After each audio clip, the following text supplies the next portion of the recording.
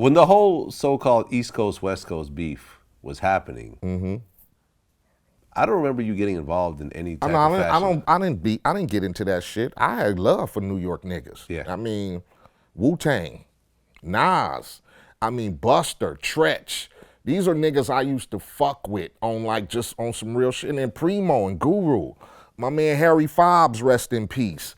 I mean, I fucked with New York cats. So I didn't get into all, I didn't get it. To me, that was Death Row and Bad Boy. Right. And then a couple of side motherfuckers who felt like I want to get into that too, because I feel like my pride of LA or my pride of New York is too, but yeah, Capone and Noriega jumped into it. Right, LA. Wait, Capone Noriega and was it Mobb Deep also? He called out Mobb Deep. But my thing is, I never got, because it ain't no beef. What we beefing about? What? Y'all niggas rapping and we rapping. We two different styles. I respect y'all because y'all started this shit, which is true. But the beef is because of what? Because niggas trying to bang now and niggas want to be harder. We never had that problem before. You know what I'm saying? Back in the eras of when I went to New York all the time and promo toured and did shows and fucked with niggas, Pete Rock and Premier. And I didn't have that. But some niggas wanted that because they wanted to symbolize with, I don't know, we the hardest coast, we the originators, y'all on some gang banging shit. But to me, it was Death Row and Bad Boy. Right. Now, that's true, but now that I think about it, a lot of people kind of got swept up in that and went along with it. So for example, like I'm just thinking off the top of my head, J. Rue the Damager, who I was a huge fan of, had an album called... one of Primo's boys. Yeah, exactly. He had an album called The Sun Rises in the East. Remember when the East is in the house, oh my God, danger. Right, which I felt was, and that came out right at the height of all that shit. And then, like I remember West Side Connection, Ice Cube said something like the sun rises in the East, but it sets in the west, which I thought was kind of a response to J. Rue. I didn't look at it like that. I get you, but because it could have been. It could have been a response, but when I listened to the J. Rue the Damager record and it used to bang, I never got the inclination of, oh, he dissing us. You hear him? Nigga, when the East is in the house, I just looked at, hey, it's the East Coast. Fuck it. Of course, because that's why I'm a feel about where I'm from. When Compton is in the house, God damn it, it's danger. I didn't look at it like I'm directing it at them niggas. You could have took it like that. But then, like at that time, like you said, a lot of people were getting swept up in the tidal wave of the Bad Boy and Death Row thing. And because of the beef that was happening, you had certain cats that wanted to represent their coast. West Side Connection did the bow down, and like you said, and like you said, Capone and Noriega did LA and shit, like so people were fueling it. It was a few people that were drawn into it, but to me, it was that small circle of people who wanted that, because outside of that, I didn't have no beef with Tribe Called Quest or Wu-Tang or EPMD or Gang Starr or Nas or, you know what I'm saying? The Alcoholics didn't have no beef, or King T didn't have no beef, or fucking, Too Short didn't have no beef. And it was that small circle to where people felt like, something, it's like a motherfucker playing double dutch and you standing on the side and a motherfucker going, fuck that, I'm gonna jump in too and get my little shit and then I'm gonna jump out. Right. That's what I took it as. Niggas wanting to jump in, say they little 2 cents, and then everything's peace now. Everything, because nothing really escalated as only between Death Row, Bad Boy. Yeah, and ultimately the ultimate shit. You get me? Because all the other shit that motherfuckers was just jumping in and got out, the two motherfucking entities that was really like, fuck y'all, fuck each other, the bad results happened of that. So, you just had two entities, I thought, that just felt like, fuck it. You had two powerhouses, you know what I'm saying? Right. You have that when we have fucking basketball championships, football championships. You get the players get to talking shit about each other and tweeting and saying little shit. And then next thing you know, so I just took it as that, you know, if you was a nigga who was in this hip hop game and you had respect as far as, I just had respect for hip hop for that bullshit to go down my way. You know what I'm saying? This is something that we've been trying to keep together for a long time, and to let it go to the fact of now we acting like we two gangs in the neighborhoods and banging and shit. Nigga, we could just bang and shit then. Right. Leave music out of it and let's just bang. Fuck it. Let's just stop saying it's a East Coast, West Coast beef over music and just say, I don't like you niggas. I don't like you niggas, I don't like you niggas, so fuck it. Let's either box or we gonna see each other with, but let's leave, we should cut the music out with it because now it's gonna fuck everybody up. Well, there was a little bit of a resurgence of that when Kendrick had that King of New York line. I heard that. People, yeah. Did you ever see the Corrupt interview when I asked him about that? No. You called yourself the King of New York in a previous song, and when he said it, a lot of people didn't realize it. King of New York. What is the King of New York? What did corrupt mean? You tell me. By King of New York. What was the whole verse? Incredible. Hold on, maybe I could look it up. You want mine or Kendrick's? Your verse. I'm important like the Pope. I'm the King of New York.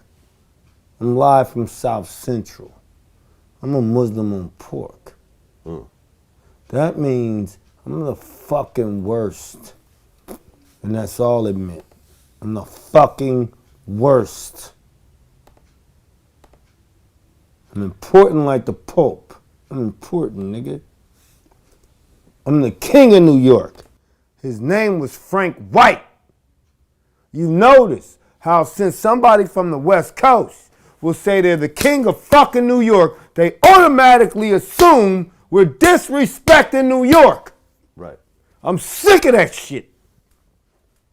We don't have a problem with you, New York. Stop it, my nigga. King of New York is a fucking movie. It's a fucking movie. Biggie called himself Frank fucking White. Who is Frank White? Christopher Walken. Wrong. He's the fucking King of New York. It's a fucking movie, man. We don't want your city, your country, your town. We know what we from Los Angeles. We from Compton. Nigga, Watts, Inglewood. Nigga, we are the West Coast. Why the fuck would we want to be where you at, nigga? We don't like your fucking streets. We like ours, cuz. Ours. We don't have a problem with you guys, my nigga. I did see that interview. One of the greatest Vlad TV interviews of all time. Yeah, I did see that. Damn it. You saw it. Yeah, I did see that. Luckily, there was no East Coast, West Coast beef to follow that line. But there was an absolute anger from Corrupt over having to gone through that, losing people behind it, getting shot at. You know, there was the whole New York video shoot. They got shot at. The video got shot up. Got shot up. Right. It was a fucking mess. And then, you know, he was cool with Tupac. He respected Biggie. Like the whole thing ended up just getting all fucked up. Did you have any idea when this was happening that how bad it was going to get? As far as what, the beef? Yeah. Like I said, we've been having rap beefs in hip hop for a long time. Now, when we started our, you know, what y'all want to call gangster rap, reality rap, whatever, it just took on a new persona as far as young niggas from the West Coast feeling themselves, you know, representing their neighborhoods or whatever. I never looked at it as escalating to the point of, you know, drive-by shootings and all that, but you have to understand that niggas mentalities aren't just set on rap music, especially when they come from the fucking streets and gangs or whatever. So, I mean, being a rapper, I kind of took it as like, you know, this is just some niggas talk shit on records. They've been doing that. But we are a new era of nigga now, you know what I'm saying? And you got these young cats, like you were saying, like when I first started rapping, I was banging. And that was the first thing I'm gonna let you know. Yeah, I'm MC Eiht the rapper, but I'm still banging. So to feel disrespected on a record is like, motherfucker, you wanna get into some gang shit. Like, so going, like I said, niggas was talking shit, everybody was talking shit, everybody doing their thing. Did I think it to the point to where it was gonna go to where niggas was gonna end up getting killed or whatever, but rap music was our reality. Shit, it wasn't changing us, you know what I'm saying? I'm able to make some money now by talking shit to you about where I come from. And now that's gonna make me feel more a little bit, you know what I'm saying? Cause now I got the popularity and the people and whatever. So now if a nigga diss me on record, it might go further than just another comeback record. It might go to the point of where we might send niggas to blast on you and shoot on you and shit because we still live in that life. I don't want you to mistake me as just no motherfucking rap nigga because that ain't it. Because before rap came along, I was still on the block slanging crack, hanging with thugs, packing straps and all that. So it's your pride that's involved when you get into these rap beefs. Me personally, when I was beefing with a nigga or whatever, yeah, I knew it could have been a chance. Niggas caught me slipping and dumped on me and shot at me, vice versa. But that was the aspect of us street niggas in rap. Like I said, you had the LL Cool J beefs, niggas rap, clown, whatever. That's it. Right. Other niggas, you know, rap beef, it's been going on. But I think when our time came and the gangster rap thing and, you know, everybody wanting to represent their coast and where they from. And then, like I said, I can't control every nigga that's in my entourage. I might not be finna go do some, but I got 3 niggas who behind me who really look at it like, nigga, motherfuckers just dissed the neighborhood. They just dissed us on, so fuck that rap shit.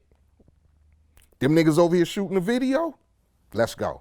Them niggas over here performing, let's go. So that's what it came to, because you had niggas who had been embedded in gangs and street shit and fuck rap, but now rap is involved now because you got all these young niggas up and coming who finding that this is a way for me to be who I be and make some change. So that's why I never tried to get into rap beefs, because I knew this shit could escalate, because this how we living over here. Before I started rapping, you talking shit about a nigga could get your cap peeled. You disrespecting a nigga could get your cap peeled. So now that it's on a broader scale, now you embarrassing me in front of 1 million niggas instead of just 2 or 3. So now I got to do something about that. Right. And, you know, I interview a lot of Chicago artists. And the thing to do these days in Chicago is to diss the dead homies. Right. That's a thing now, which I know it's always been a thing in gang culture, but you've just never seen it popularized. You know, those niggas up there is crazy. Yeah. They wild up in Chi-Town, you know, and it's like I said, it's a lot of, it's so accessible now, you know what I'm saying? Fuck, nigga, I go home in my fucking bathroom with a microphone and a computer, and who gonna stop me? Now I'm finna diss all your niggas that just got shot. I'm gonna talk about how I'm finna come shoot you, shoot your mama, shoot your kids, and then I'm finna put it out in the street on a video. That shit, it escalates, because y'all niggas ain't rapping. Y'all banging and shit with music, you know what I'm saying? Because you calling me out, you talking about you gonna shoot me. No nigga looks at that as rap record. Nigga look at that like this nigga beefing, talking shit. So that's when it escalates, because niggas forget that our thing is music. This is a music and a way of our expression to motherfuckers of what we've been through or what we see or whatever. But when you got niggas who trying to prove their worth and trying to get that identity, you know what I'm saying? I might be little nobody, but let me go over here and talk about, nigga, your 2 homeboys that got killed last night and make a video and put it up on YouTube and nigga, I got 1 million views tomorrow. You get me? And that is, and I'm looked at as, oh, yeah, man, did you see that? That nigga got the AK with him. He talking about, nigga, I come over there and that's what it's about now. If you look at fucking rap and these little cliques and all that shit, that's all it's about now. Nigga, I'm gonna stand here at the house in front of the niggas with my shirt off with a gang of niggas and show y'all how many guns we got and whatever. That ain't rap music. Them niggas just beefing on wax. That's banging on wax. That's real banging on wax. Real banging on wax, right. And you're talking about there's an album that came out back in the day right. Banging on That's wax. real banging on wax. Yeah, man, it's sad. I don't, I interview a lot of these dudes and I try to, I try to show the downside of all that, the reality of all that and how fucked up it is and how. To them, that's popularized though. Yeah. That makes me more popular when I go, you know what I'm saying? Cause shit, nigga, motherfucker come smoke me today, nigga, motherfucker, you know what I'm saying? It's popularized now by niggas getting on videos saying I'm a smoker nigga and whatever. It's not rap beef. You're banging on wax. Right. But can't you say that you were doing the same thing with Quick at one point? Yeah.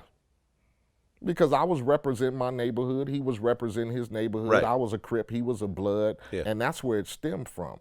Our shit didn't stem from music though. Our right. shit stemmed from straight up gang banging. Which is what the Chicago shit right. is based on. Our shit was but see, I didn't start out as a rapper to have beefs with DJ Quicks and all them type of niggas. Niggas already knew we was banging. Niggas already knew he was a Blood, I was a Crip. So I didn't do that to glorify me being a Crip or a gangbanger.